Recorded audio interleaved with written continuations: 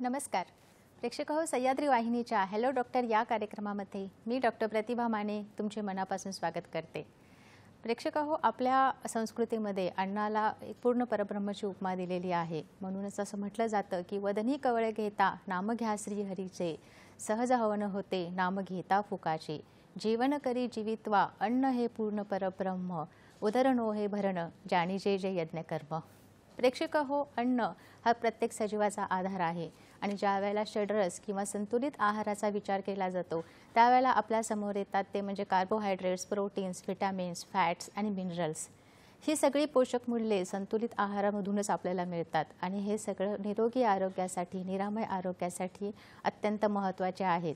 ज्यावेळेला या सगळ्या पोषण मूल्यांचा विचार केला जातो त्यावेळेला आपल्या ताटामध्ये असणारी पोळी, भाजी, वरण भात, तूप, कोशिंबीर यांसारख्या घटकांमधून ही पोषण मूल्ये आपल्याला पुरेशा प्रमाणामध्ये मिळत असतात आणि त्याद्वारे आपले आरोग्य हे संतुलित ठेवले जाते।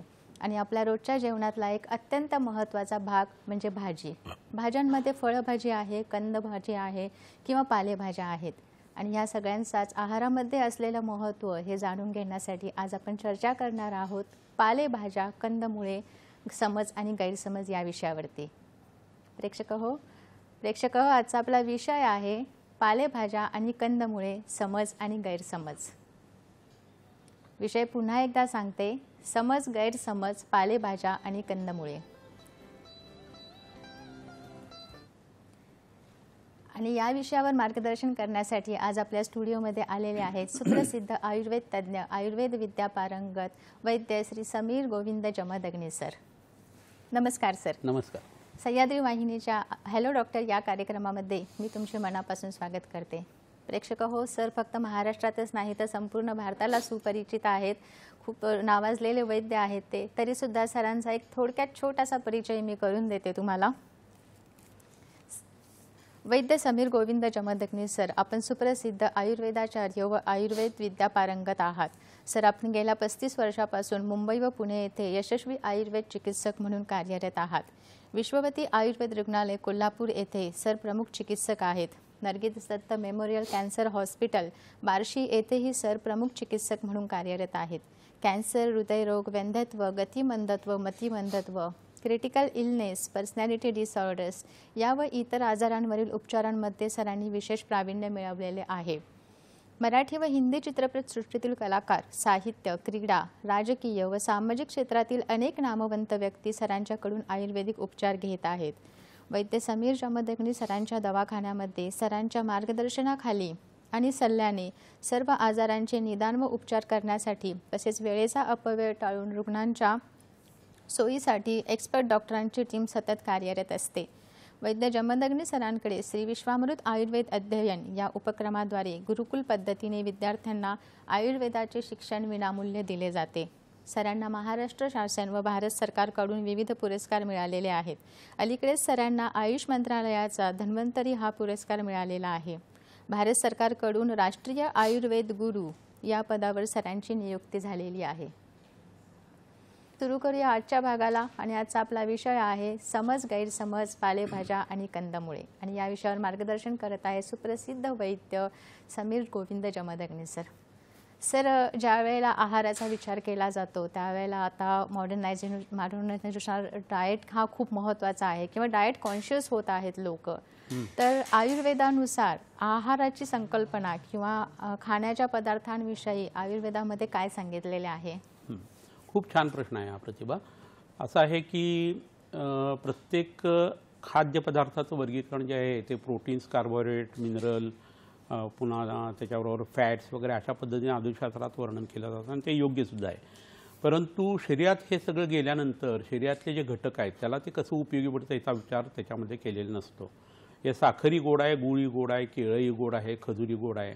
तर हा गोडवा जरी सेम असला आणि त्यातल्या कॅलरीज वगैरे वेगवेगळ्या असल्या तरी ज्यावेळेला खजूर पोटात जातो त्यावेळेला तो हृदयाला उपयोगी असतो। ऊसाचा रस जो आहे किंवा ऊस नुसता चावून खाला तर तो काविळीसाठी उपयोगी पडतो, यकृताला उपयोगी पडतो. गूळ आहे तो जर पोटामध्ये घेतला तर आपल्या मोठ्या आतड्यातलं पचन जे आहे आणि लहान आतड्यातलं पचन हे त्याने सुधारतं. असा वेगवेगळेपणाचा जो विचार आहे तो गुरुवादी गुण या पद्धतीने आयुर्वेदामध्ये केलेला आहे. आपलं शरीर असू दे, औषधं असू देत किंवा आजारातून उत्पन्न झालेलं आपलं शरीर असू दे, हे पंचमहाभूताला सोडून असू शकत नाही. आणि त्यामुळे त्रिदोषवादाचा सिद्धांत जो आहे आयुर्वेदातला पंचमहाभूताचा सिद्धांत आहे. रसवीर विपाक म्हणजे तोंडामध्ये अन्न किंवा औषध टाकल्यानंतर त्याचा रस, पोटात गेल्यानंतर जठराग्नीची प्रक्रिया झाल्यानंतर त्याचा विपाक आणि एकंदरीत त्याचा शरीरावरती आणि मनावरती येणारा परिणाम जे आहे ते म्हणजे वीर्य. ह्याच्या व्यतिरिक्त प्रभाव नावाची एक गोष्टसुद्धा आयुर्वेदात सांगितलेली आहे. ह्या प्रत्येक गोष्टीचा विचार जो आहे ना तो आयुर्वेद प्रत्येक द्रव्याच्या बाबतीत, खाण्याच्या बाबतीत करतो. त्यामुळं टी व्हीवरती किंवा तुम्ही सोशल मीडियावरती जर बघितलं तर वेगवेगळे लोक वेगवेगळ्या पद्धतीने, कोण म्हणतंय तुम्ही ड्रायफ्रूट खावा, कोण म्हणतात नका खाऊ, कोण म्हणतात पालेभाजी खा, कोण म्हणतात नका खाऊ, कोण म्हणतात स्प्राऊट खावा, कोण म्हणतात नको खाऊ. तर हे सगळं होऊन जे कन्फ्युजन होतं ना ते जायचं असेल तर तुम्ही आयुर्वेदाच्या परिभाषेचा विचार करायला पाहिजे, अभ्यास करायला पाहिजे. तर गुरुवादी गुण ही एक वेगळी कन्सेप्ट आहे. तुम्ही खाल्लेल्या पदार्थ शरीरात गेल्यानंतर कोणत्या गोष्टीचं कसं पोषण करणार आहे, त्याला कमी करणार आहे किंवा वाढवणार आहे हे ठरलेलं असतं. आणि आपल्या शरीरातले 3 दोष, 7 धातू आणि 3 मळ जे आहेत त्याच्यावर आपलं सगळं आरोग्य अवलंबून आहे. तर खाल्लेला पदार्थ ह्या 13 गोष्टींच्यावरती, ह्या भावपदार्थांच्यावरती कसा जातो हे बघणं हे आयुर्वेदानुसार खूप महत्त्वाचं असतं. तर त्यामुळं 6 रसाचा आहार असायला पाहिजे, वेळेवरती जेवायला पाहिजे, फळं केव्हा खायची, पालेभाज्या खायच्या का नाही खायच्या, कारण अशाकमुक असं म्हटलेलं आहे, म्हणजे पालेभाज्या शक्यतो टाळायलाच पाहिजेत अशी परिस्थिती आहे. तर ह्या सगळ्या गोष्टी आपण या आत्ताच्या कार्यक्रमामध्ये बघणार आहे. ऋतूनुसार कसं जेवायचं, गरम गरम कसं जेवायचं, स्निग्ध कसं जेवायचं, फार हळू नाही आणि फार भरभर नाही अशा पद्धतीने कसं जेवायचं, जेवतानाचं वातावरण कसं पाहिजे, कुणाच्या हातचं जेवावं, कधी जेवावं, हे सगळं जे सांगितलं ना आयुर्वेदाचं ते तुम्ही लक्षात जर घेतलं तर तुमचं कन्फ्युजन होणं हा प्रकार जो आहे तो फारसा होणार नाही आहे. तर आहारशास्त्राचा ह्या पद्धतीचा विचार पचनाचा करणं गरजेचं आहे. बरं, हा विचार फक्त असा आहे का की आजारी माणसाच्या बाबतीत करायचं आहे असं नाही आहे. आजारी आणि स्वस्थ म्हणजे जो निरोगी माणूस आहे त्या सगळ्यासाठी आयुर्वेदाचा प्रपंच आहे. चरक संहितेमध्ये एक सूत्रच आहे, हेतुलिंग औषध ज्ञान स्वस्थातुरपरायणम त्रिसूत्रम शाश्वतम पुण्यम बुबदेय पितामह असा तो श्लोक आहे. तर हेतू म्हणजे आजाराचा हेतू, लिंग म्हणजे त्याची लक्षणं आणि औषध म्हणजे त्याची ट्रीटमेंट. ही स्वस्थ आणि आतुर म्हणजे आजारी माणसांच्या बाबतीत आयुर्वेदाने लक्षात घेतलेली आहे आणि त्या हायजिनिक कंडिशनच्या हिशोबाने लक्षात घेतले स्वस्थ वृत्ती या पद्धतीने प्रिव्हेन्शनसाठी आणि आजार झाला तर ते बरं करण्यासाठी सुद्धा त्याचा उपचार आपण करून घेत असतो या सगळ्या सिद्धांतांच्या अनुरोधानं. तर हे सांगण्याचं कारण असं आहे की कन्फ्युजन तुमच्या मनातलं होण्याचं बेसिक कारण आता मी तुम्हाला सांगितलेलं आहे. तर एखादी व्यक्ती आता तुम्हाला असं सांगत असेल तर हा पदार्थ असा इतक्या वेळा खावा, तर त्याचा तो अनुभव आहे असं लक्षात घ्या. तुमचा अनुभव तोच असेल असं नाही. आणि त्यामुळे खाली ज्या कॉमेंट्स असतात त्या विचित्र विचित्र येतात त्याचं कारण ते असतं. तर पुरुषम विषय, प्रत्येक माणूस हा वेगळा आहे आणि त्या माणसाने सांगितलेल्या गोष्टी ज्या आहेत ते त्याच्या पर्स्पेक्टिव्हमध्ये ठीक आहेत, परंतु तुमच्या बाबतीत त्या योग्य असतीलच असं नाही. त्यामुळं आम्ही डॉक्टर लोकांनी कितीही सांगितलं, वैद्यांनी कितीही सांगितलं तरी आयुर्वेदाचा विचार लक्षात घेऊन तुमची प्रकृती, तुमचा आजार, तुमची स्वस्थता, तुमचे अनुवंशिक आजार, तुमच्या आईबाबांच्याकडनं आलेला तुमचा जो स्वभाव आहे तो, हे सगळं लक्षात घेऊन तुमचं अन्न हे तुमच्यासाठी वेगळं असं असणार आहे.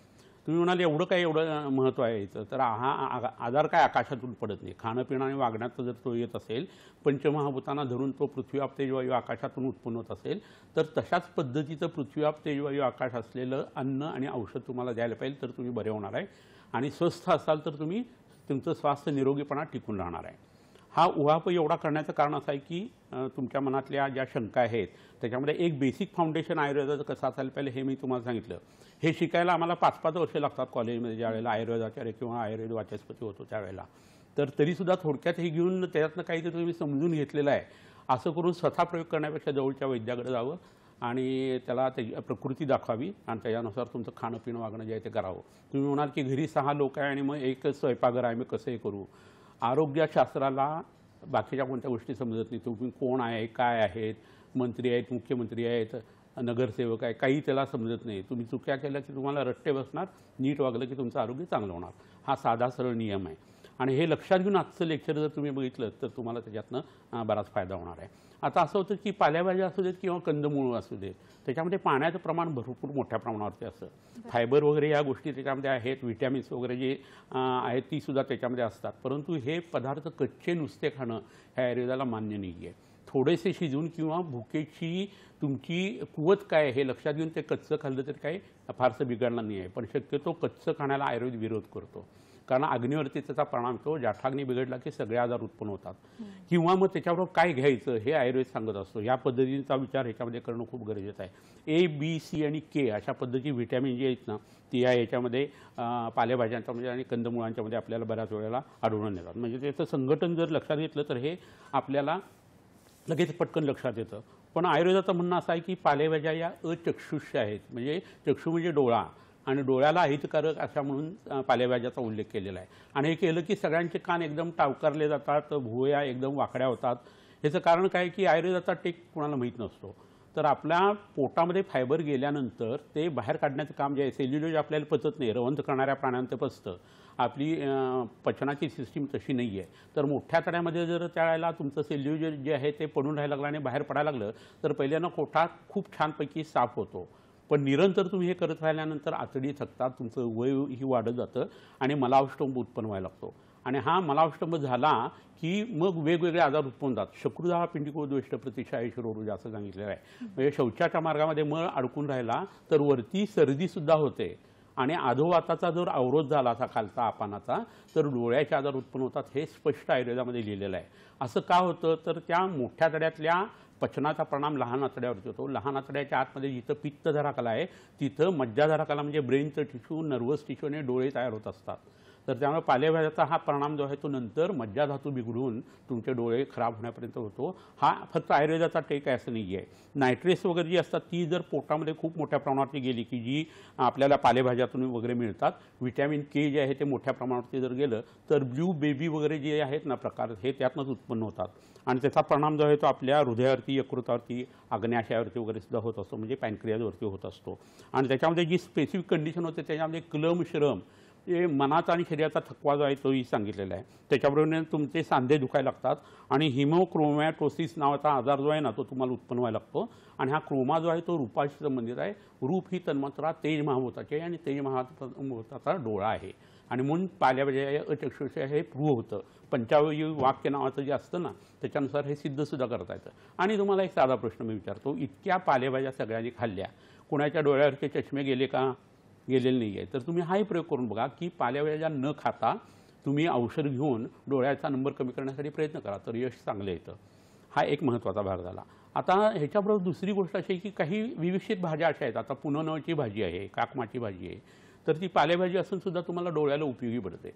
हे प्रत्येकाचं एक वैशिष्ट्य असतं ज्याला प्रभाव असं आपण म्हणू शकतो. आणि वैद्याच्या सल्ल्याने तुम्हाला ते कोणत्या आजाराचं वापरायचं हे ठरत असतं. तर हा भाग जो आहे ना, हा आवाका जो आयुर्वेदाचा आहे तो लक्षात घेऊन जर तुम्ही आहारशास्त्राकडे बघायला लागलात तर तुमचे समज आणि गैरसमज जे आहेत ना ते खूप मोठ्या प्रमाणावरती नॉर्मलाइज होऊन तुम्हाला काय योग्य आहे आणि काय योग्य नाही हे प्रत्येकाचं जे आहे वेगळं वेगळं समजणं हे शक्य आहे. आता पालेभाज्या जर फार मोठ्या प्रमाणात घेतल्या गेल्या तर आम्लविपाके त्या पोटात गेल्यानंतर आंबटपणा उत्पन्न करतात आणि ॲसिडिटी वाढवतात. तांदूळसुद्धा तसाच आहे. तो जर तुम्ही धुवून पेज काढून वापरला नाही तर पोटात गेल्यानंतर तो आम्लविपाके असल्याकारणानं खोकला वाढवतो. कफ जो आहे तो त्याच्याबरोबरीनं दलदलीत उत्पन्न होणार असल्याकारणानं तो वाढवतो आणि त्याच्याबरोबर पित्तसुद्धा वाढवतो आणि तुमच्या शरीरातले वेगवेगळे आजार जे आहेत ते त्याच्यातून उत्पन्न होतात. खूप मोठ्या प्रमाणावरती पालेभाज्या खाल्ल्या गेल्या तर त्यातनं ॲलर्जीज वेगवेगळ्या पद्धतीच्या उत्पन्न होतात. बऱ्याच वेळा असं होतं की व्हिटॅमिन केचं मगाशी जसं सांगितलं तसं रक्ताच्या गुठळी उत्पन्न करण्यावरती त्याचा परिणाम खूप मोठ्या प्रमाणात असल्यानं रक्त पातळ करणाऱ्या औषधावर जर ते घेतले गेले पालेभाज्या फार तर त्यांनी अनावस्था प्रसंग येऊ शकतो आणि ब्लिडिंग जास्ती होण्याची शक्यता जी आहे ती बऱ्याच वेळा होऊ शकते. पालेभाज्यामुळं वजन कमी होतं असं काही लोकांचा समज आहे फक्त पालेभाज्या खाल्ल्या तर. परंतु आयुर्वेदाचं म्हणणं आहे की तुमचा आहार हा षड्रसात्मक म्हणजे 6 रसांचा असायला पाहिजे. फक्त पालेभाज्या खाल्ल्या आहेत, फक्त काकडीच खाल्ली आहे, फक्त कंदमुळं खाल्ली आहे असं कृपा करून तुम्ही करू नका. कोणतीही इतक्या वर्षांची जी सवय आहे ती हळूहळू सोडायला पाहिजे. पादेना पथ्यमभ्यस्तम पादेन वातजेत असं म्हटलेलं आहे. तर चुकीच्या गोष्टी हळूहळू सोडायच्या, चांगल्या हळूहळू करायच्या आणि चांगल्या ज्या आपण समजतो खरोखरीच चांगल्या आहेत ना हे वैद्याकडनं तपासून घ्यायचं. हे करणं खूप गरजेचं आहे. कंदमुळाच्या बाबतीत हाच विचार असतो की त्यामध्ये अन्न साठवलेलं असतं त्या वनस्पतीने. दुष्काळ वगैरे पडला तर त्यातनं पुन्हा फुटणं येऊन त्याचा कंद जो आहे त्याचा वेल तयार होणं किंवा झाड तयार होणं ही प्रक्रिया त्याच्यामध्ये घडत असते. पण तो कंद आपण जेव्हा कापून खातो त्यावेळेला त्यातनं चांगल्या गोष्टी जशा उत्पन्न होऊ शकतात तशा वाईटसुद्धा होऊ शकत असतात. हे कुठेतरी लक्षात येणं हे खूप गरजेचं आहे. त्याच्याही ॲलर्जीज वेगवेगळ्या असू शकतात. बटाट्याचा फोम जो आहे तो बराच विषारी असतो. टॉक्सिनचा परिणाम तुमच्या शरीरावरती बऱ्याच वेळा येऊ शकतो. कोलेस्ट्रॉल कमी करण्यासाठी बऱ्याच वेळा वेगवेगळे कंद खाल्ले जातात, हृदयासाठी उपयोगी आहेत असं म्हटलं जातं. पण त्यावेळेला तुमचा भुकेचा जर विचार केलेला नसेल तर तुमचं पोट हे चक्र आहे आणि त्याचा आरा म्हणजे हृदय आहे, हे कुठेतरी लक्षात ठेवायला पाहिजे. आणि हे सगळे कंद पचायला जड असे असतात, स्निग्ध असतात, मधुर रसाचे आणि मधुर विपाकाचे बरेचसे कंद असतात. तर पोटात गेल्यानंतर ते इतर काय आजार उत्पन्न करणार आहेत हे आयुर्वेदाच्या पद्धतीने लक्षात घेणं हे खूप गरजेचं असतं. त्यामुळे एकंदरीत पालेभाज्या आणि कंदमुळं याच्याविषयीचं जी मतमतांतर आहेत आणि समज आणि गैरसमज आहेत हे आपण ह्याच पद्धतीने पुढे सुद्धा समजून घेणार आहे. बरोबर. ज्यावेळेला अन्नपदार्थांचा विचार केला जातो त्यावेळेला आयुर्वेदात कोणकोणत्या गोष्टींचे महत्त्व अन्नपदार्थांच्या बाबतीत सांगितलेले आहे? आता अन्नपदार्थांचा जेव्हा आपण विचार करतो त्यावेळेला जेवण हे षड्रसात्मक आहार आहे असावा असं जेव्हा म्हणतो ना त्यावेळेला पहिल्यांदा भूक लागलेली आहे असं समजून आपण जेवायला बसतोय असं म्हणून हे सगळं ऐकायला पाहिजे. मित्र पैसे देतो आणि हॉटेलमध्ये जायचं आहे म्हणून भूक नसताना खायचा हा प्रकार आयुर्वेदामध्ये सांगितलेला नाही आहे. तर तुमच्या पोटामध्ये भूक पाहिजे, तुम्हाला शुद्ध ढेकर यायला पाहिजे, मन प्रसन्न पाहिजे, तोंडात चव चांगले पाहिजे आणि शरीर हलकं पाहिजे. आणि हे सगळं करून तुम्ही जेवल्यानंतर ते जेवण इतकं कमी पाहिलं, इतक्या मात्रेमध्ये पाहिलं की तुम्हाला पुन्हा कोणी जेवायला बस म्हटलं तर तुम्हाला जेवता यायला पाहिजे. म्हणजे पोटाची अवस्था कशी आयुर्वेदाने मानलेली आहे हे बघा. आणि ज्यावेळेला तुम्हाला भूक खूप लागलेली असते अशा वेळेला तुमच्या शरीरामध्ये वात आणि पित्त दोष जे आहेत ना ते असतात आणि ते शमन करण्यासाठी तुम्हाला पहिल्यांदा गोड खायचं आहे. तुम्ही नेमकं काय करता, जेवणाच्या नंतर गोड पदार्थ खाता आणि हे योग्य नाही आहे. तर पहिल्यांदा गोड पदार्थ खाल्ले जायला पाहिजेत, आंबट खारट आणि सगळ्यात शेवटी कडू पदार्थ जे आहेत ते त्या मानाने जे कडू असतील ते खाणं हे गरजेचं आहे. तर अशी भरपूर भाज्यांची, पालेभाज्यांची, कंदमुळांची जंत्री आहे की ज्याच्यात ह्या गोष्टी तुम्हाला मिळू शकतात. आणि मग स्वयंपाकघरामध्ये जे काय अन्न शिजवलं जातं ते ह्या पद्धतीचा विचार करून जर तुम्ही सुरुवात केली खायला तर त्याचा परिणाम तुमच्या तब्येतीवरती चांगला येणार आहे. त्याच्यात समतोल आहार ही प्रक्रिया जी आधुनिक शास्त्र धरतं ना तसं आयुर्वेदानुसार षड्रसात्मक आहार ही गोष्ट लक्षात घ्यायला पाहिजे. तर कडू आपण कुणी खात नाही, तुरट आपण कुणी खात नाही आणि बाकीचे आंबट खारट चमचमीत तिखट हेच आपल्याला आवडत असतं. आणि त्यामुळे ह्यानी आजारपण आलं की वैद्याकडे गेल्यानंतर तुरट आणि कडू काढे मिळतात किंवा चूर्ण मिळतात. मग त्यावेळेला नाकं मुरडायची नाहीत, कारण आपण ते खात असताना मग लोक म्हणतात की आम्हाला काढा नेऊ का, गोळी द्या, आम्ही ती गिळून टाकतो. तुमचा आजार ज्या वेळेला जिभेच्या चोचल्यातून उत्पन्न झाला आहे त्या तोंडामध्ये तुम्हाला कडू चव लागणं हे गरजेचं आहे. तुम्ही पावभाजीची कॅप्सूल करून गिळता का हो? नाही. कॅन्डललाईट डिनर करत मस्तपैकी कसं कंपनीच्या बरोबर तुम्ही चवून सगळ्या गोष्टींचा आस्वाद घेता आणि आजारी पडता. मग वैद्याकडे आल्यानंतर तुम्ही काढे घेतलेच पाहिजेत, आवले चूर्णही घेतली पाहिजेत. जिभेपासून तुम्हाला हा त्रास जो आहे तो कमी होणं हे गरजेचं आहे. आणि तुम्हाला आश्चर्य वाटेल पण ज्यांची पोटं बिघडलेली आहेत आणि ज्यांनी खूप उन्माद केलेला आहे खाण्यापिण्याच्या बाबतीत त्या लोकांना फलत्रिकादी काढ्यासारखं कुटकी हे द्रव्य असलेलं जगातलं एकदम कडू औषध ह्याची चवसुद्धा पहिल्यांदा समजत नाही आणि 15 दिवसानंतर तो रुग्ण म्हणतो की किती कडू औषध दिलं आहे. हे तो त्याच्या जिभेवरचा साका काढायला 15 दिवस त्या कुटकीला जर लागत असतील तर वैद्याला प्रत्येक पेशंटला हे तोंड देताना किती बोलावं लागत असेल हे तुम्ही लक्षात घ्या. तर तोंडातून आजार जिंकता येतो आणि तोंडातूनच आजार जे आहे ते उत्पन्न होत असतात, हे कुठेतरी लक्षात ठेवायला पाहिजे. बरोबर, खूप छान. सर, ज्यावेळेला आजारी व्यक्ती असते किंवा निरोगी व्यक्ती असते याच्यामध्ये अन्नपदार्थांचा आयुर्वेदानुसार कसा विचार केलेला आहे? कसं आहे तर रोज खाण्यासारखे पदार्थ नित्यसेवनीय म्हणून चरक संहितेमध्ये सांगितलेले आहेत. आता मुगाचं वरण आहे, समजा पावसाचं पाणी आहे, मध आहे, गाईचं दूध आहे, जिवंती नावाची वनस्पती आहे, सातू आहेत. तर हे नेहमी सगळ्यांना खाता येतील असे पदार्थ आहेत आणि त्यातनं आरोग्य चांगलं राहतं मनाचं आणि शरीराचं सुद्धा.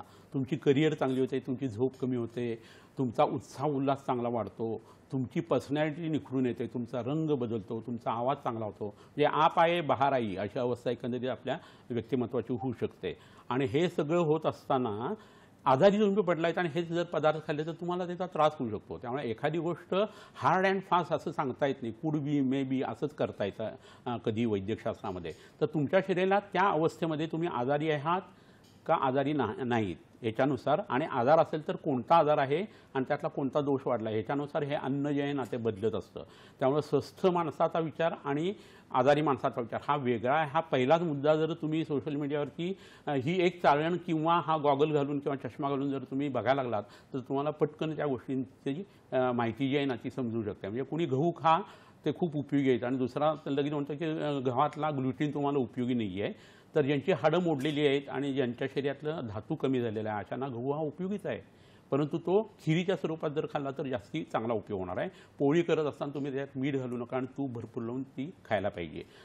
पण हाच जो गहू आहे तो अग्निमान असलेला माणूस आहे, संग्रहणीचा, आणि शौचाला जाऊन आलं तरी पुन्हा जावं असं वाटतंय. कृत्यापी अकृत संज्ञता हे लक्षण ज्याला आहे त्याला जर गव्हाची पोळी खायला घातली तर त्याचं पोट डरगळायला लागेल आणि त्याला ते पचणार नाही आहे. तर गव्हाचा हा विचार आजारी माणसाच्या बाबतीत आणि निरोगी माणसाच्या बाबतीत जसा केला ना तसा यच्छेयावत प्रत्येक पदार्थांच्या, खाद्यपदार्थांच्या जुन्या आणि नवीन, म्हणजे त्यात पिझ्झासुद्धा येतो, ह्याचा सगळ्याचा विचार जो आहे तो आयुर्वेदिक सिद्धांतानुसार करता येतो आणि त्यानुसार तुम्हाला ट्रीटमेंटमध्ये त्याचा फायदा होतो किंवा स्वास्थ्य रक्षणासाठी त्याचा तुम्हाला उपयोग होतो. बरोबर. प्रेक्षक हो, सर आपल्याला खूप छान पद्धतीने मार्गदर्शन करत आहेत, पण इथे वेळ झालेली आहे एका छोट्याशा विश्रांतीची. कुठेही जाऊ नका, पाहत राहा आपला आवडता कार्यक्रम हॅलो डॉक्टर. समज गैरसमज, पालेभाज्या आणि कंदमुळे श्री विश्वामृत आयुर्वेदी चिकित्सालय. पत्ता Siddhi Platinum 1369 Sadashiv Peth off Bajirao Road, Natubag Ganpati जवळ, पुणे 411030. शाखा पुणे, मुंबई, कोल्हापूर. दूरध्वनी क्रमांक 8087732333 77749181939595811072. Email address shriviswamrut@gmail.com.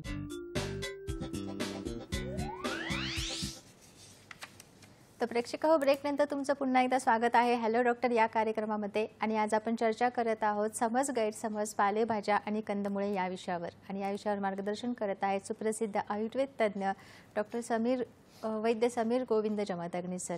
प्रेक्षक हो, सर प्रत्येक भागामध्ये आपल्यासाठी आयुर्वेदिक आरोग्यविषयक टिप्स घेऊन येत असतात. त्यातल्या 2 टिप्स मी तुम्हाला आता सांगत आहेत, त्या तुम्ही हवं तर स्क्रीनवरून नोट डाऊनही करून घेऊ शकता. टिप नंबर 1, ओल्या गुळवेलाचा तुकडा 5 ग्रॅम, ओवा 1 ग्रॅम किंवा 5 ग्रॅम किंवा 1 चमचा, वेलदोडे 3, बदाम 4 हे सर्व एकत्र कुटून 200 ml पाण्यामध्ये भिजत ठेवावे. दुसऱ्या दिवशी मिक्सरमध्ये फिरवून गाळून किंवा न गाळता सकाळी उपाशी पोटी घ्यावे. हा प्रयोग 42 दिवस करावा. याने मधुमेही रुग्णांना अत्यंत फायदा होतो. भुकेच्या ताकदीनुसार बदामाचे प्रमाण कमी किंवा जास्त करावे. टिप नंबर 2 आहे केसांमधील कोंडा जाण्यासाठी हरभरा पीठ 25 ग्रॅम, दही 100 ग्रॅम, लिंबाचा रस 2 चमचे एकत्रित करून दर 3 दिवसांच्या अंतराने अंघोळीच्या 15 मिनिटे आधी लावावे आणि नंतर कोमट पाण्याने किंवा गार पाण्याने डोक्यावरून अंघोळ करावी. साबण किंवा शॅम्पू लावून केस धुवावे. हा उपयोग किंवा हा प्रयोग 15 दिवसातून 3 वेळा करावा. यासह सकाळच्या उन्हामध्ये 10 ते 15 मिनिटं केस विंचरून बसल्यास कोंडा कायमस्वरूपी नष्ट होतो. डोक्यातील सोरायसिसमध्ये कोंडा असणाऱ्या रुग्णांमध्ये हा प्रयोग करू नये. पोटात कायम चूर्ण घेतल्यास आमलकी चूर्ण घेतल्यास हा आजार कायमस्वरूपी बरा होतो. तर प्रेक्षक हो, आपण पुन्हा वळत आहोत आपल्या चर्चेकडे. आपला पुढचा प्रश्न आहे सर, आधुनिक शास्त्रानुसार पालेभाज्यांचे रासायनिक संघटन कसे असते आणि त्याचे फायदे काय असतात? कसं होतं, मगाशी आपण थोडक्यामध्ये तो विषय बघितला की पाण्याचं प्रमाण पालेभाज्या असू देत किंवा कंदमुळं असू देत त्याच्यामध्ये मोठ्या प्रमाणावरती असतं. फायबर जरी त्याच्यामध्ये असलं तरी इतर प्रोटीन्स, कार्बोहायड्रेट्स आणि फॅट वगैरे जे आहे ते कार्बोहायड्रेटचं प्रमाण जे आहे ते कंदमुळामध्ये जास्ती असतं, परंतु पालेभाज्यामध्ये ते नगण्यच असतं. आणि त्याच्याबरोबर ती व्हिटॅमिन्स काही असतात त्याचाही मगाशी आपण उल्लेख करून झाला. फक्त आता आधुनिक शास्त्राच्या हिशोबाने पालेभाज्या आणि कंदमुळं हे खाल्ल्यामुळे उत्पन्न होणारे जे फायदे आहेत ना ते त्यांच्या पद्धतीने त्यांनी सांगितलेले आहेत आणि ते योग्यही आहे त्यांच्या पद्धतीने. परंतु ज्यावेळेला तुम्ही हे पालेभाज्या आणि कंदमुळं आजार असताना खात असता त्यावेळेला आयुर्वेदाचा विचार काय आहे तो सुद्धा थोडक्यामध्ये मगाशी सांगून झाला. होतं असं की पालेभाज्या ज्या आहेत त्याच्यावरती जी कीटकनाशक वगैरे टाकलेली असतात, मारलेली असतात, फवारणी झालेली असते, त्यातून वेगवेगळे धोके उत्पन्न होऊ शकतात. त्यामुळं मिठाच्या पाण्यामध्ये त्या पालेभाज्या किंवा कंदमुळे ही पहिल्यांदा बुडवून ठेवायला पाहिजे किंवा सोडा बायकार म्हणजे खाण्याचा सोडा जो आहे त्याच्या पाण्यामध्ये ते पहिल्यांदा भिजत ठेवायला पाहिजे आणि ते झाल्यानंतर मग ते धुवून घेऊन नंतर मग त्याची भाजी करणं वगैरे हा प्रकार आपण करू शकत असतो. परंतु हे करत असताना एक महत्त्वाचा भाग असा आहे की पांडुरोग किंवा ॲनिमिया जो आहे त्याच्यासाठी पालेभाज्या खूप उपयोगी पडतात असं आधुनिक शास्त्राचं म्हणणं असतं. त्याच्याबरोबर व्हिटॅमिन ए आणि सी हे त्याच्यामध्ये खूप मोठ्या प्रमाणावरती आहे, त्यामुळे त्याचाही वापर केला जावा असं बऱ्याच वेळेला डॉक्टर लोकांचं म्हणणं असतं. वजन कमी करण्यासाठी म्हणून पालेभाज्या आणि कंदमुळं जी आहे ती नुसती खायची आणि इतर अन्न खायचं नाही आणि हे शिजवलेल्या स्वरूपात खायचं असं सुद्धा प्रकरण बऱ्याच वेळा डॉक्टर लोक सांगताना आपल्याला दिसत असतात. कॅल्शियम जे आहे शरीरातलं आपल्या ते वाढवण्यासाठी म्हणून काही विशिष्ट पालेभाज्या ज्या आहेत आणि कंदमुळं जे आहेत त्याचा वापर आपल्याला करता येत असतो. ह्याच्याबरोबरीनं रक्त वाढण्यासाठी म्हणजे मगाशी ॲनिमिया हा प्रकार सांगितला तसं शरीरातलं रक्त वाढणं हे आजाराच्या स्वरूपात ज्या वेळेला तुम्हाला एखादी घटना झालेली असेल शरीरात त्यावेळेला हे पालेभाजीचं प्रकरण जे आहे ते खूप चांगल्या पद्धतीने वापरता येतं आणि कंदमुळे बीट आहे किंवा तांबडा माठ आहे राजगिरा आहे या भाज्या ज्या आहेत त्या उपयोगी पडतात असं एकंदरीत म्हटलं जातं. ब्लड प्रेशर कमी होण्याच्या हिशोबाने सुद्धा पालेभाज्या आणि कंदमुळाचा कच्चा किंवा थोडंसं शिजवून मीठ न घालता जर वापर केला तर कोलेस्ट्रॉल, ब्लड प्रेशर, हृदयाचे आजार, त्याच्यानंतर स्थूलपणा, मूळव्याध अशा ज्या गोष्टी आहेत ना त्या उत्तम पद्धतीने कमी येतात असं आत्ताच्या आधुनिक वैद्यकशास्त्राचं म्हणणं असतं. याच्यावरून बऱ्याच वेळा असं होतं की भूक चांगली असते परंतु अंगी लागत नसतं आणि पित्त वात वाढल्या कारणानं काही कंद जे आहेत ना ते खूप उत्तम पद्धतीने भुईकुळ्यासारखा जो कंद आहे तो जर वापरला गेला तर आपल्या वजनामध्ये अप्रतिम पद्धतीने वाढ करता येत असते. ऊर्जेचा स्तोत्र ह्या हिशोबाने कंदमुळाकडे बघत असल्याकारणानं तुम्हाला जी शरीरामध्ये ज्या कॅलरीज पाहिल्या आहेत त्याची फुलफिलमेंट जर करायची असेल तर तुम्हाला कंदमुळं जी आहे ती उपयोगी पडताना दिसतात असं बऱ्याच वेळा म्हटलं जातं. हृदयाच्या आजारासाठी मगाशी सांगितलं तसं कंद उपयोगी पडण्याचं कारणच असं आहे की त्याच्यामध्ये व्हिटॅमिन के जे आहे ते मोठ्या प्रमाणावरती असतं. त्याचा परिणाम जो आहे तो बीपीवरती येतो आणि मॅग्नेशियम असल्याकारणाने त्याचाही परिणाम बीपीवरती येऊन ते कंट्रोलमध्ये राहून हृदयाशी संबंधित आजार जे आहेत ते चांगल्या पद्धतीने कमी होतात. अँटीऑक्सिडंटचा एक विचार आधुनिक शास्त्र नेहमी करत असतं तर पालेभाज्यामधले आणि एस्पेशली कंदमुळांच्यामधले जे अँटीऑक्सिडंट्स आहेत त्याच्यामुळं व्याधीक्षमता किंवा व्याधी प्रतिकारशक्ती इम्युनो सिस्टीम जी आहे आपली ती चांगली तगडी होते असं एकंदरीत आधुनिक शास्त्राचं म्हणणं आहे. तर हा आधुनिक शास्त्राचा टेक आहे. आयुर्वेदाचा थोडासा वेगळा कसा आहे हे मी पहिल्यापासून तुम्हाला सांगत आलेलो आहे. बरोबर. म्हणजे ज्या वेळेला फायद्यांचा विचार केला जातो त्यावेळेला त्याच्यामध्ये काही प्रमाणामध्ये दोषही असतात. तर आधुनिक शास्त्रानुसार पालेभाज्या आणि कंदमुळे याच्यामध्ये कुठले कुठले दोष असतात? कसं होतं आपण हे पदार्थ खात असताना पहिले ना आपल्या प्रकृतीला ते चालणार आहे की नाही हे बघणं गरजेचं आहे. जे तुम्हाला मूतखडा आहे आणि तुम्ही पालक खायला लागलात, आळूची पानं खायला लागलात तर त्यातल्या ऑक्झॅलिक क्रिस्टल्स जे आहे ते तुम्हाला त्रास देणार आहे, तुमचा मूतखडा वाढणार आहे. त्यामुळे तुम्ही आजारी आहे का आजारी नाहीत ह्याच्यानुसार हा मुद्दा पहिल्यांदा जो आहे तो ठरणार आहे. मगाशी जसं सांगितलं तसं पालेभाज्या जास्ती खाल्ल्या गेल्या तर मूतखड्यांची उत्पत्ती तुमच्या शरीरामध्ये आम्लपित्त वाढणं, रक्तपित्त उत्पन्न होणं हे व्हायला लागतं. हिरवे मुळे जे आहेत किंवा गाजरं जी आहेत ती जर सारखी खाल्ली गेली सॅलडच्या स्वरूपात तर तुमचं रक्त जे आहे ते बिघडायला लागतं. रक्तपित्त नावाचा आजार उत्पन्न होतो. शरीरातल्या प्रत्येक घटकाची उत्पत्ती जी आहे ती रक्तातून आहे. त्याचं एक उपादान कारण किंवा कारण म्हणून आयुर्वेद त्या रक्ताकडे बघतो आणि असं रक्त जर तुमचं हिरव्या मुळ्याने आणि कांदा नेहमी खाण्याने, लसूण फार खाण्याने किंवा गाजर खाल्ल्याने जर बिघडत असेल तर तो आजाराचा एक हेतू होऊ शकतो. अति सर्वत्र वर्ज्य हे लक्षात ठेवायला पाहिजे. कोणत्याही गोष्टीचा अतिरेक करायचा नाही आहे. त्या अध्यायाचं नावच मात्रावत असं सांगितलेलं आहे की जे खाणार आहे ते तुम्ही मात्रेत खा. त्यामुळे तुमची भूक जी आहे त्यावेळेला तुम्ही पोटाचा विचार करता का जिभेचा, तर नेहमी जिभेचा केला जातो आणि आखंड जेवण केलं जातं तर ते योग्य नाही आहे. भूक राखून तुम्ही जर जेवला तर तुम्हाला दूषित गोष्टी किंवा विकृत गोष्टी ज्या आहेत ना त्यासुद्धा पचणार आहेत हे कुठेतरी लक्षात घ्यायला पाहिजे. आणि जसं भगवंताचं रूप विराट रूप दर्शन दाखवलं आहे ना त्याच्यामध्ये चांगल्या गोष्टी भगवंताने दाखवल्या आहेत आणि वाईटही दाखवलेल्या आहेत. आणि हा भगवंत जो आहे तो पोटामध्ये वैश्वानर या पद्धतीने आहे जठराग्नीमध्ये. त्यामुळे घाण खाल्लं तरी तो पचवणार आहे, चांगलं खाल्लं तरी पचवणार आहे. पण दोन्ही मापात खाणं ही की आहे आणि ती लक्षात घेतली तर तुम्हाला आजारपण येणार नाही आहे. म्हणजे डाएट चीट करायचं असं म्हणताना तुम्ही वर्षानुवर्ष चुकीचं खाल्लेलं आहे आणि आता पथ्य पाळायला लागल्यानंतर लगेच तुम्हाला पुन्हा मुभा केव्हा मिळणार असं विचारात असाल तर ते चुकीचं आहे. त्यामुळं शरीर बदलण्यासाठी आपण आईच्या पोटात जर 9 महिने तयार व्हायला लागत असेल तर ॲटलिस्ट 9 महिने तरी औषध घ्यावीत आणि पथ्य पाळावीत आणि बरं व्हावं. वय वाढेल तसा हा कालावधी वाढू शकतो. तरुण वयामध्ये 9 महिने औषध घेणं आणि अन्न बदलणं ह्यांनी निश्चित चांगले परिणाम येतात आणि त्याचा परिणाम किंवा रिफ्लेक्शन हे तुमच्या करिअरपर्यंत येऊ शकतं. तर हे कुठेतरी लक्षात घेऊन तुम्ही वैद्यांचे सल्ले घ्यायला पाहिजे. बरोबर. प्रेक्षक ही चर्चा सुरू ठेवणार आहोत. आपल्याला एक फोन येतोय श्रीपादजी अहिल्यानगरवरून. हॅलो. हा मॅडम नमस्कार. मी श्रीपाद शहाणे बोलतो अहिल्यानगरवरनं. बोला, प्रश्न विचारा तुमचा. डॉक्टर साहेब नमस्कार. हां नमस्कार. नमस्कार, बोला. कसे आहात सर आपण? हां छान आहे. आपण कसे आहात? अच्छा, अगोदर आपल्या दोघांना पण मी दिवाळीच्या हार्दिक शुभेच्छा देतो सर. धन्यवाद. धन्यवाद. दूरदर्शनचा अतिशय स्तुत्य उपक्रम आहे की तुम्ही लोकांना असं एक सर प्रश्न विचारा प्लीज. हो सर प्रश्न विचारा प्लीज. हॅलो. हा मॅडम, माझा प्रश्न असा आहे की मला फॅटी लिव्हर साठी काही एखादा रेमेडी सांगा ना, कंदमूळ किंवा भाजीपाला. बर. हा मॅडम, फॅटी लिव्हर साठी. धन्यवाद श्रीपादजी, तुमचा प्रश्न कळलेला आहे. तर आता श्रीपादजींना फॅटी लिव्हरचा त्रास आहे, त्यांनी सोनोग्राफी केलेली असेल आणि याला आयुर्वेदानुसार एक वेगळी संज्ञा आहे, रक्तामध्ये मेदाचं विमार्गगमन. म्हणजे यकृतामध्ये रक्त आहे, रक्ताचं मूलस्थान म्हणून आम्ही बघतो यकृत आणि प्लीहा, आणि मेद जिथं पोटावरती फक्त असायला पाहिजे तो आत जाऊन यकृतात जर बसत असेल तर यकृताने तो मेद तिथं आणू का दिला आणि मेद त्या ठिकाणी गेला का, या दोन्ही गोष्टीचा विचार करायला लागतो. तर रक्तपाचक नावाचं औषध जे आहे ते पोटात त्यांनी घ्यायला पाहिजे. मेदोपाचकचा काढा जो आहे तो संध्याकाळच्या वेळेला घ्यायला पाहिजे. आरोग्यवर्धिनी नावाचं औषध 42 दिवस त्यांनी घ्यायला पाहिजे, कुमारी असं बरोबर. आणि पोटात आत्ता जे तेल जातं आहे ते एकदम कमी करायला पाहिजे. पिष्टमय पदार्थ आणि तेलकट पदार्थ आहे ते कमी करायचे. तूप तुम्ही खाल्लं म्हणून बिघडत नाही.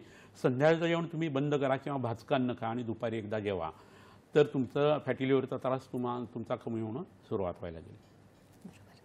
प्रेक्षक हो, ही चर्चा आपण सुरू ठेवणारच आहोत, पण इथे वेळ झालेली आहे एका छोट्याशा विश्रांतीची. कुठे जाऊ नका, पाहत राहा आपला आवडता कार्यक्रम हॅलो डॉक्टर. समज गैरसमज पालेभाज्या आणि कंदमुळे श्री विश्वामृत आयुर्वेदी चिकित्सालय. पत्ता Siddhi Platinum 1369 Sadashiv Peth off Bajirao Road, Natubag Ganpati जवळ, पुणे 411030. शाखा पुणे, मुंबई, कोल्हापूर. दूरध्वनी क्रमांक 8087732333 77749181939595811072. Email address shriVishwamrut@gmail.com.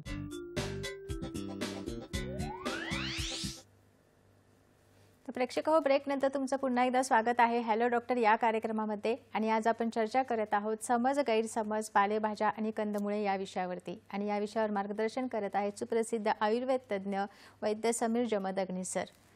ब्रेकला जाण्यापूर्वी आपण आयुर्वेदिक टिप्स, आरोग्यविषयक टिप्सबद्दल बोललो होतो. तर मी तुम्हाला 2 टिप्स परत सांगत आहे. टिप नंबर 3 आहे, ओठ फुटून त्वचा रुक्ष होत असल्यास नाभीमध्ये मोहरीचे तेल 3 थेंब दररोज रात्री टाकून हळूवार मसाज करावा. हा प्रयोग सतत 7 दिवस करावा.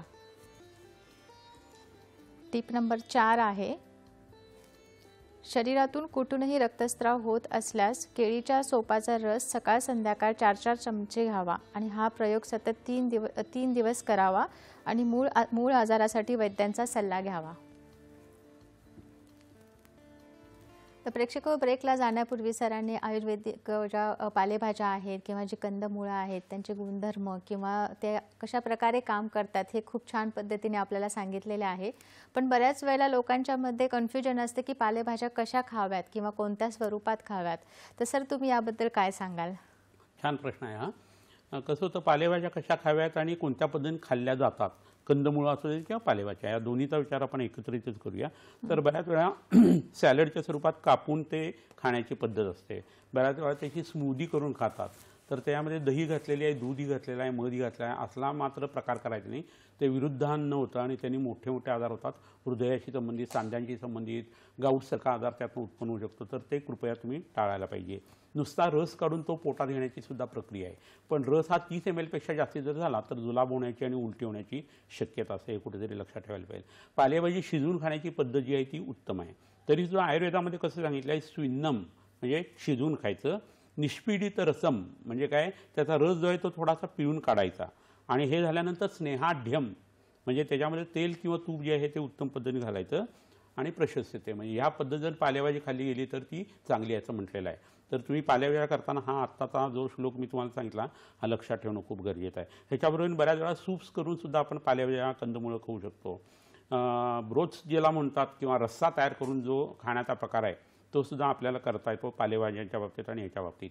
पराठे करून किंवा मगाशी जसं सांगितलं तर सब्जी किंवा भाजी तयार करून खाण्याची जी प्रक्रिया आहे ती सुद्धा आपल्याला अंगी करता येते कंदमुळाच्या बाबतीतसुद्धा आणि पालेभाज्यांच्या या बाबतीतसुद्धा. डाळ घालून किंवा डाळ पेरून सुद्धा तुम्हाला ही प्रक्रिया करता येते आणि भाज्या तयार करता येतात. ज्यांना संग्रहण्या नावाचा आजार आहे, पोटात गॅस येत होतात, गुडगुड आवाज येतो, अशा लोकांनी पालेभाज्या ज्या आहेत त्या ताकामध्ये तयार करून जर घेतल्या तर त्याचा अप्रतिम उपयोग होतो आणि पालेभाज्याचे जे बरेचसे दोष जे आहेत ते ताकामुळे कमी होतात. पहिल्यानं भाजी जी आहे ती वाफेवरती वाफवून घेतल्यानंतर तुम्ही त्याच्यामध्ये ताक घालून जर शिजवलं पाणी घालून तर त्याचा उत्तम उपयोग होतो. ताकाचे गुणधर्म सांगत असताना तक्रम लघु कषायमलम दीपनम कफ वातजित असं म्हटलेलं आहे. आणि प्लीह गुल्म गर व्यापद गर पांडवाम यांजयेत. गृहिणीसाठी सुद्धा उपयोगी आहे, मोठ्या तड्यासाठी उपयोगी आहे आणि त्याचा अप्रतिम फायदा पचनासाठी होतो आणि तुमची रुची जी आहे ती अन्नावरची त्यांनी वाढू शकते. तर सुक्या पालेभाज्या खाण्याचं सुद्धा प्रकरण आहे आणि हे शक्यतो टाळायला पाहिजे, कारण यांनी रक्तपित्त जे आहे ते शरीरामध्ये प्रकुपित होतात आणि त्याने वेगवेगळे आजार उत्पन्न व्हायला लागतात. बऱ्याच वेळेला पालेभाज्या आणि कंदमुळांची लोणची घातली जातात आणि ती थोड्या प्रमाणात खायची असतात. लोणचं भाजीसारखं खाणारे लोक आम्ही बघितलेले आहेत आणि त्यांना आम्लपित्त होतं, अल्सरेशन उत्पन्न होतं, मुळव्याधीचा त्रास होतो. तर हे शक्यतो लोक टाळायला पाहिजे. त्याच्यानंतर चटण्या करून खाणं ही प्रक्रिया चांगली आहे, पण चटणीसुद्धा मापात खाणं आणि चटणी आणि लोणचीची आठवण होणं म्हणजे घरच्या सुगरणीचा तो अपमान आहे असं म्हणायला पाहिजे. जेवणामध्ये या गोष्टीची आठवणच नाही व्हायला पाहिजे. पण जर वारंवार तुम्हाला ते लागत असेल किंवा मधुमेहामुळे तुमच्या जिभेचे टेस्ट बड जे आहे ते जर खराब झालेलं असतील ना तर ते मापामध्ये खाणं हे खूप गरजेचं आहे. तळून पालेभाज्या किंवा फळभाज्या खाणं किंवा कंदमुळं खाणं हे सुद्धा करता येत असतं आणि त्याचाही उपयोग होतो. आयुर्वेदामध्ये सिद्ध घृत आणि सिद्ध तेल नावाची प्रक्रिया आहे. या तेलामध्ये वनस्पती टाकून सिद्ध करणं, ते सेवन करणं किंवा तुपामध्ये घालून ते पदार्थ तयार करणं, तर त्याला सिद्ध तेल आणि तूप असं म्हणतात. आणि हे वैद्याचं काम आहे, त्याच्याकडनं घेऊन तुम्ही ते वापरू शकता. तर ह्या पद्धतीने तुम्ही ह्या गोष्टी वापरणे गरजेचं आहे. साल जी आहे ना ती काढून आपण टाकतो तेही योग्य आहे, परंतु आपल्याला सगळ्यांना प्रिय असलेला जो बटाटा आहे, पिंडालू ज्याला संस्कृतमध्ये म्हणतात, त्याच्या सालीच्या खाली त्याचं पौष्टिक तत्व भरपूर असतं आणि साल काढताना ते सगळं निघून जातं आणि खालचा पिठाचा पदार्थ जो आहे ना तेवढा आपण वापरत असतो बटाट्याचा.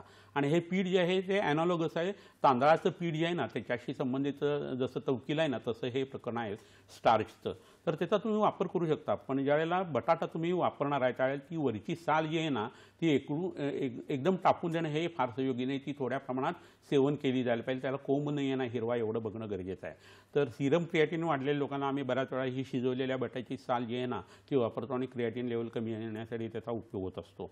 ह्याच्यावरून काय होतं, बटाट्यासारखा पदार्थ पोटात गेल्यानंतर वातूळ आहे, पोटात गेल्यानंतर मोठ्या तड्यात ज्यावेळेस तो जातो त्यावेळेस त्यातल्या कार्बोहायड्रेटवरती तिथल्या बॅक्टेरिया जे आहेत त्या एकदम तुटून पडतात आणि भरपूर गॅसेस होतात, पोट फुगतं. तर हे प्रकरण त्रिकटू चूर्ण किंवा पंचकोल चूर्ण त्याच्यामध्ये भाजी करत असताना टाकलं, कढीपत्ता जर तुम्ही त्याच्यामध्ये टाकला किंवा मिरं थोडंसं घातलं तर मग तुमची भाजी जी आहे ती चांगल्या पद्धतीने तयार होऊ शकते. आणि तुपाची शक्यतो फोडणी द्यायची, जिऱ्याची फोडणी द्यायची, तर त्याचा परिणाम जो आहे तो तुमच्यावरती खूप चांगल्या पद्धतीने येऊ शकतो. हे सगळं होत असताना मुळा, गाजर वगैरे ह्याच्याविषयी मगाशी मी तुम्हाला सांगितलं की हे पदार्थ वारंवार आणि सारखे खाण्यासारखे नाही आहेत. आता कांद्यासारखा पदार्थ आहे त्यात वेगवेगळ्या अँटीऑक्सिडंट्स वगैरे आहेत, परंतु त्याच्यामध्ये एक तत्व असं आहे की जे टेस्टेस्टेरॉनची लेवल वाढवते आणि त्यामुळे सेक्स्युअल डिझायर जी आहे ती खूप उत्पन्न होते. ब्लड सप्लाय लिंगातला जो आहे तो पुरुषांच्या खूप वाढतो आणि त्यामुळे कांदा किंवा लसूण खाल्ल्यानंतर कामवासना वाढते. म्हणून साधक लोक, जैन लोक आणि बरेच जे अध्यात्माकडे वळलेले लोक असतात ते कांदा लसूण वर्ज्य मानतात, कारण त्याच्यामुळं विषय वासनांच्या कडं मन जातं आणि त्यामुळं विद्यार्थी लोकांनी सुद्धा अभ्यास करायचा असेल तर या गोष्टीपासून परावृत्त होणे गरजेचं आहे. पण आपल्या चांगल्या गोष्टींची सवय नसते, तर कधीतरी असा प्रयोग करून बघावा की महिनाभर कांदा लसूण खायचं नाही आणि आपल्याला कसं वाटतं हे बघावं. तर तुमच्या शरीरातला आणि मनातला बदल तुम्हाला चांगला जाणवेल आणि तुम्ही स्वतःला आवडायला लागाल. हे होणं खूप गरजेचं आहे. आपण आपल्याला समजले नसतो आणि काही गोष्टींचा त्याग केल्यानंतर काही विशिष्ट गोष्टी नक्की चांगल्या येतात. तर हे राजस आणि तामस अन्न आहे. कंदमुळांच्यामध्ये गुरुत्व जे आहे ना ते पचण्यासाठी ते खूप त्रासदायक असतं. जास्ती पित्त शरीराला सिक्रेट करायला लागतं आणि मग त्याचा पित्ताचा परिणाम जो आहे ना तो त्याच्या व्यक्तीच्या शरीरावरती यायला लागतो. तर हे एकंदरीत पालेभाज्याच्या बाबतीत आणि कंदमुळांच्या बाबतीत खावं कसं आपण खातो आणि कशाबरोबर खायला पाहिजेत, कोणत्या पद्धतीने खायला पाहिजे याच्याविषयी आपण बोलून झालं. बरोबर. प्रेक्षक हो, ही चर्चा सुरू ठेवणार आहोत. आपल्याला एक फोन येतोय पांडुरंगजी डोंबिवलीवरून. हॅलो. हो, पांडुरंग डोळस बोलतोय. हां बोला सर. माझे ना पाय, मी आयुर्वेदिक औषध सध्या करतो. आज मला महिना व्हायला आला.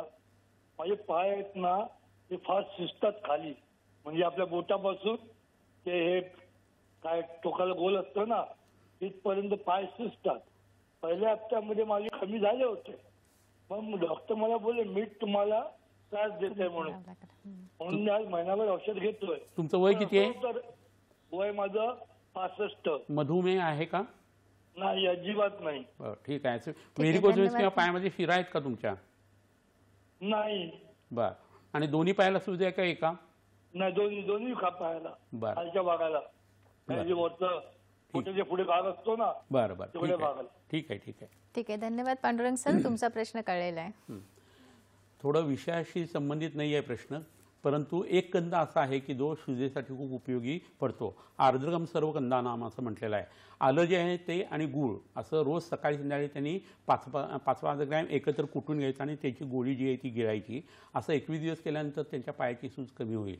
परंतु वय वर्ष 50च्या पुढे गेलं की वृद्धापकाळामुळे थोड्याशा पायाला सूज येणं हे काही गैर नाही आहे. तरीसुद्धा त्यांना मळमळ होत असेल, भूक लागत नसेल, सूज जास्ती असेल तर त्यांनी सिरम क्रिएटिनिन किंवा किडनी प्रोफाईल जी आहे ती करून घ्यावी, लिव्हर प्रोफाईल करून घ्यावी आणि पायामध्ये शिरा नाही आहेत ना मोठ्या हे बघून CBCचा काउंट करून जवळच्या वैद्याला दाखवावं तर त्यांची सूज कमी होऊ शकेल. तरीसुद्धा दशमूलारिष्ट नावाचं औषध जे आहे ते जेवणाच्या आधी 3-3 चमचे त्यांनी समभाग गरम पाण्यावरती घ्यायला पाहिजे आणि मीठ कमी करायला पाहिजे. त्रिफळा चूर्ण रोज रात्री झोपताना तूप आणि मधावरती जर अर्धा चमचा घेतलं तर त्यांची ही सूज 21 दिवसात कमी येईल. ठीक, प्रेक्षक हो, आता वेळ झालेली आहे एका छोट्याशा विश्रांतीची. कुठेही जाऊ नका, पाहत राहा आपला आवडता कार्यक्रम हॅलो डॉक्टर.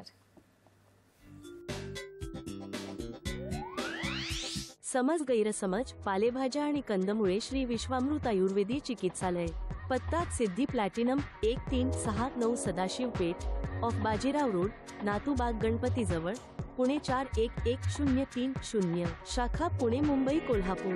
दूरध्वनी क्रमांक 8087732333 77749181939595811072. Email address shriviswamrut@gmail.com.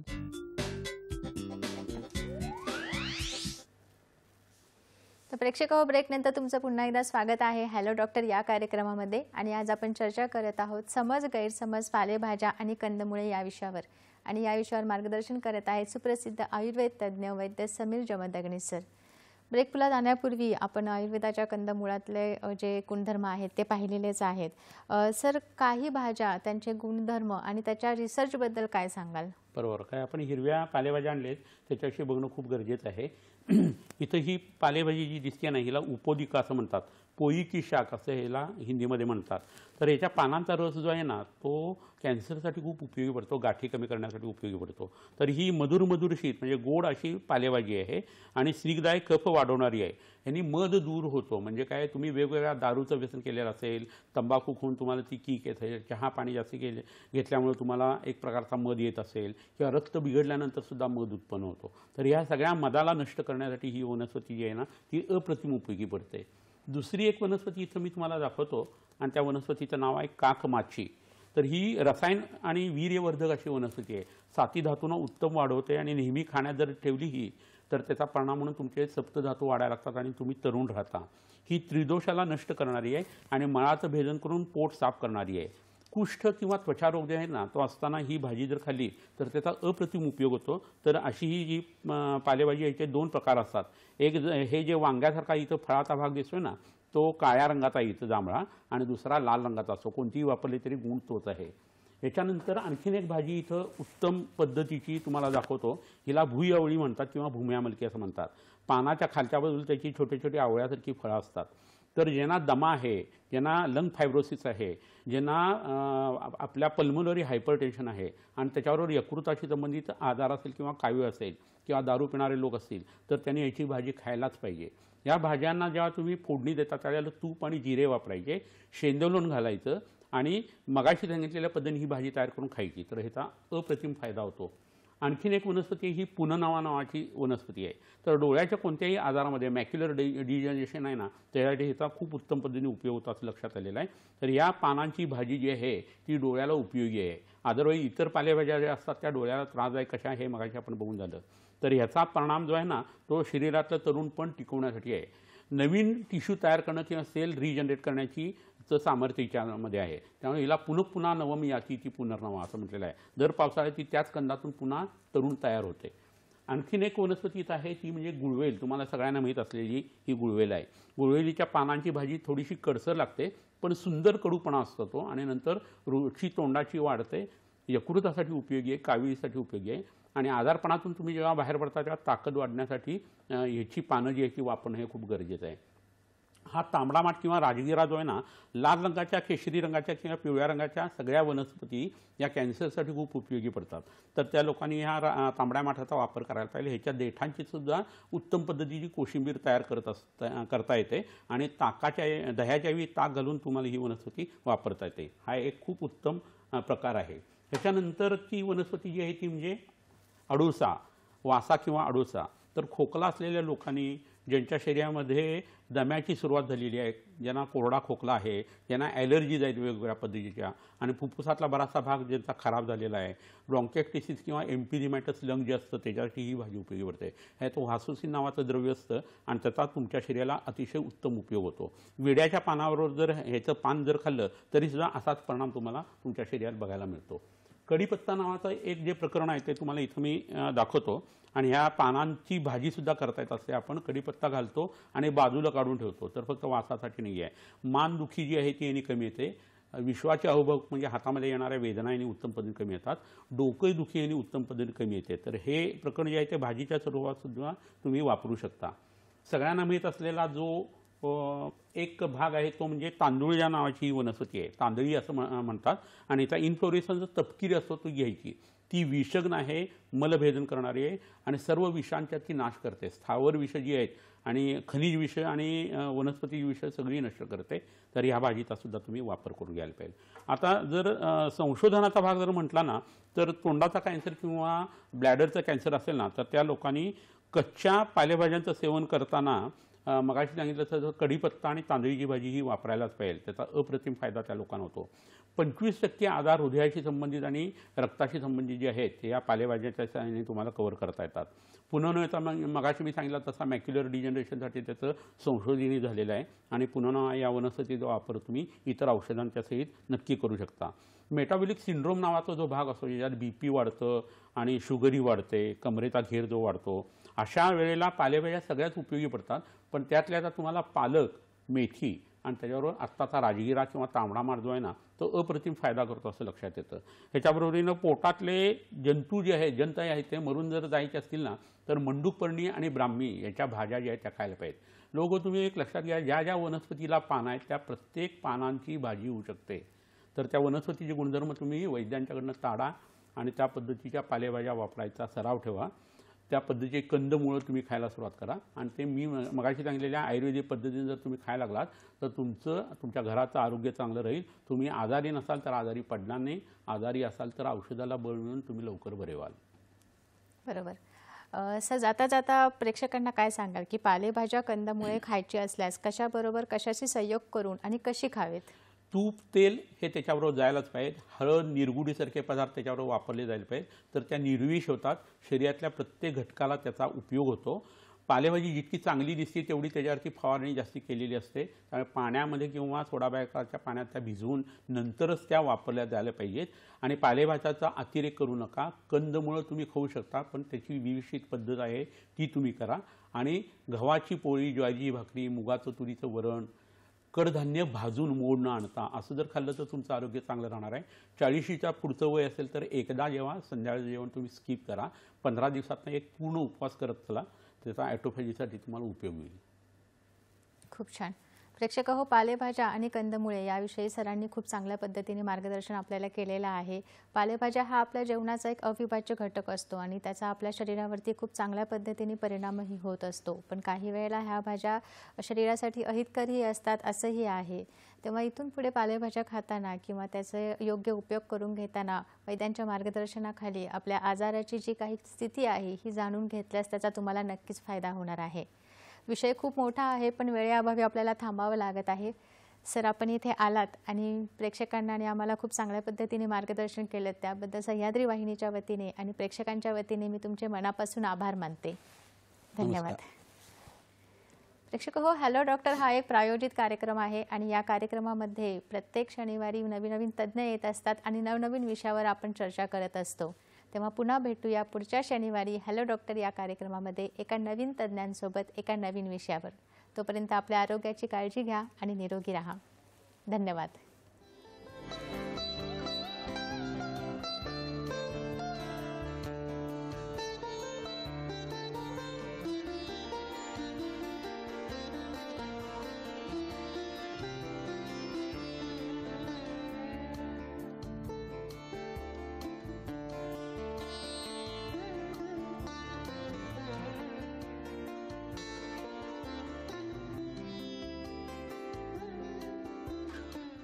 समज गैरसमज पालेभाज्या आणि कंदमुळे श्री विश्वामृत आयुर्वेदी चिकित्सालय.